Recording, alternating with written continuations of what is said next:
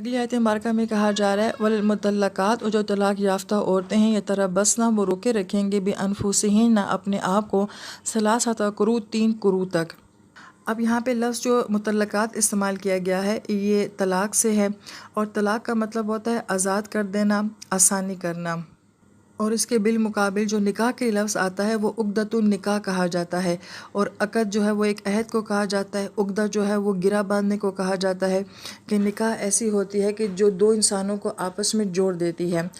لیکن جب یہ تعلق ٹوٹتا ہے تو اس کو طلاق سے بیان کیا گیا، جس میں ہر فریق ایک دوسرے کو جو ہے وہ اپنی زندگی سے آزاد کر دیتا ہے۔ لہذا جس عورت کو طلاق دے دی جاتی ہے وہ 3 ماہ تک جو ہے وہ عدت گزارے گی۔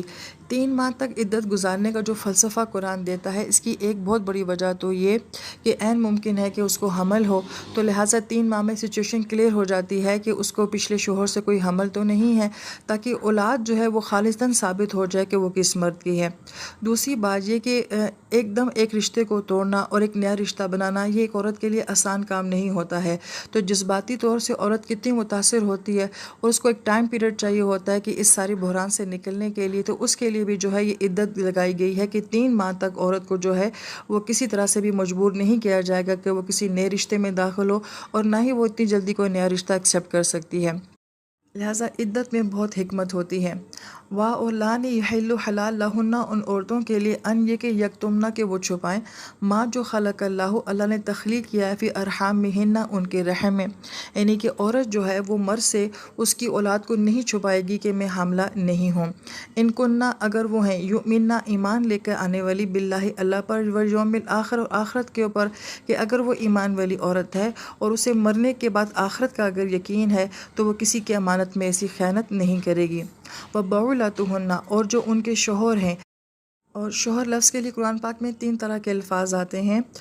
زوج کہا جاتا ہے، بعل کہا جاتا ہے، اور سید کہا جاتا ہے۔ بعل ایسے شوہر کو کہا جاتا ہے جس کے ساتھ بیوی کے جو ہیں زواجی تعلقات قائم ہو چکے ہوں۔ تو بعولتہن، تو جو ان کے شوہر ہیں، حق یہ اس بات کے حقدار ہیں بردہن کہ اگر وہ اپنی عورتوں کو لوٹانا چاہیں فی ذالک اس معاملے میں، ان ارادو اگر وہ ارادہ رکھتے ہیں اصلاح کا، یعنی کہ اگر شوہر عدت کے اندر ہی اسے اپنی غلطی کا احساس ہو جاتا ہے، وہ اپنی بیوی کے ساتھ رجوع کرنا چاہتا ہے، تو وہ اس کا حق بنتا ہے کہ وہ واپس بیوی کے ساتھ رجوع کر سکتا ہے، اگر دونوں جو ہیں واپس میں رشتہ برقرار رکھنا چاہتے ہوں۔ آیت مبارکہ کا آنے والا حصہ جو ہے اس کا ترجمہ تھوڑا سا مشکل لگے گا کیونکہ اس میں ضمائر آ رہی ہیں، لیکن ایک بات سمجھیے گا کہ ایک جگہ لہن آ رہا ہے اور دوسری جگہ علیہن آ رہا ہے۔ لہن کا مطلب ہے کہ عورتوں کے لیے بھی حقوق ہیں، علیہن کا مطلب ہے کہ جیسے کہ عورتوں کے اوپر مردوں کے حقوق ہیں۔ تو اب ترجمہ یوں بنتا ہے کہ وَلَهُنَّ، ان عورتوں کے لیے بھی ویسے ہی حقوق ہیں، مثل مانند الذی، وہ جو علیہن، جیسے کہ عورتوں کے اوپر مردوں کے حقوق ہیں، بالمعروف، دستور کے مطابق۔ اور اس کا بامحاورہ ترجمہ کیا بنے گا کہ ان عورتوں کو معروف طریقے کے مطابق ویسے ہی حقوق حاصل ہیں جیسے کہ مردوں کو ان کے اوپر حاصل ہیں۔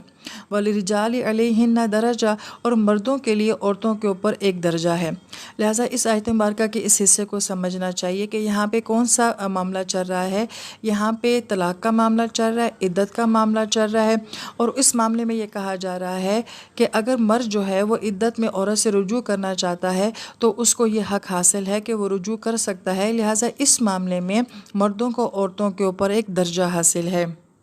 اس آیت مبارکہ میں لِرِجَالِ عَلَى نِسَاء نہیں آیا کہ مردوں کے لیے عورتوں کے اوپر کسی قسم کا درجہ ہے، بلکہ کہا جا رہا ہے کہ مردوں کے لیے ان عورتوں کے اوپر یہاں پہ ایک درجہ حاصل ہے، یعنی کہ فوقیت حاصل ہے۔ واللہ عزیز حکیم، اور اصل اقتدار جو ہے وہ اللہ تعالیٰ کا ہے، اور اصل حکمت جو ہے وہ اللہ تعالیٰ کے پاس ہے۔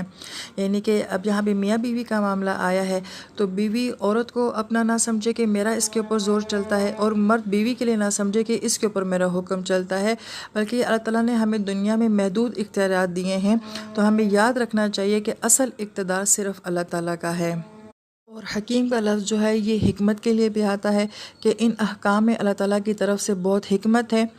اور حکیم کا دوسرا معنی جو ہے وہ حکم سے بیان کیا جاتا ہے، یعنی کہ حاکم اور فیصلے کا ہونا۔ تو گویا کہ اصل حاکم اور اصل فیصلہ کرنے والی ذات اللہ تعالیٰ کی ہی ہے۔ بہت سارے معاملات میاں بیوی کے درمیان میں ایسے آتے ہیں جہاں مرد یہ سمجھتا ہے کہ میں عورت کا حاکم ہوں اور میں اپنا فیصلہ جو ہے وہ عورت کے اوپر صادر کر سکتا ہوں۔ ایون عورت بھی ایسے مرد کے بارے میں سوچ سکتی ہے۔ تو اللہ تعالیٰ یہاں پہ لفظ لا کے کہہ رہے ہیں کہ یاد رکھنا کہ اصل فیصلہ جو ہے وہ میرے ہاتھ میں ہے۔